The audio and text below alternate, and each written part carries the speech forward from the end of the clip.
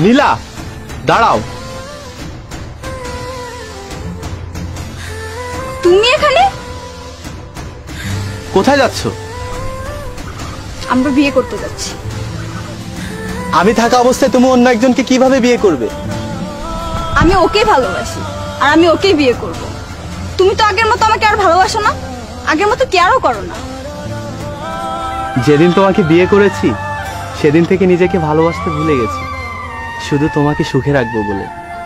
যেদিন তোমাকে বিয়ে করেছি সেদিন থেকে আমার সকল বন্ধু বান্ধবকে দূরে সরিয়ে দিয়েছি।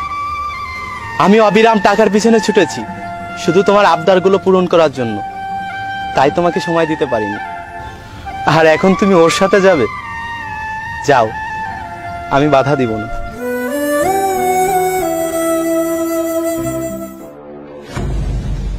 ভাই দাঁড়ান।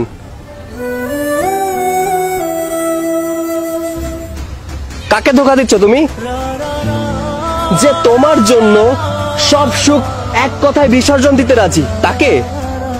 কার বিশ্বাস ভাঙছো তুমি? যে তোমাকে দিনের পর দিন অন্ধভাবে বিশ্বাস করেছে, তাকে? ধোকা তুমি কাকে দিতে চাও, ওকে না আমাকে? মানে? এই ছেলেটার অপরাধ কি ছিল? তোমাকে বিয়ে করাটা কি এই ছেলেটার অপরাধ ছিল? এই ছেলেটা আজ তোমাকে সময় দিতে পারছে না বলে তুমি আমার সাথে ঘর বাঁধতে চাচ্ছ, আর আমি যখন কাজে বিজি থাকবো আমি তোমাকে সময় দিতে পারবো না, তুমি তখন অন্য কাউকে দিয়ে ঘর বাঁধতে চাইবে না। তার কোনো গ্যারান্টি আছে? আছে কোনো গ্যারান্টি যে তুমি আমাকেও ধোকা দিবে না? আজ ওকে ধোকা দিচ্ছ, কাল তুমি আমাকেও ধোকা দেবে।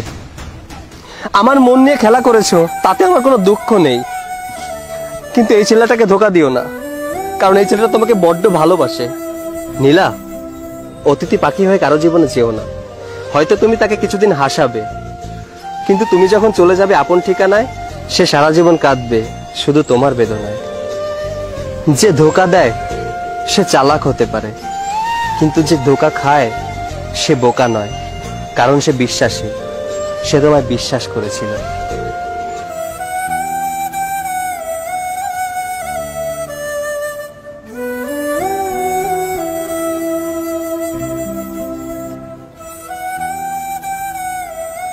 আপনার স্ত্রীকে আপনার হাতে তুলে দিয়ে গেলাম।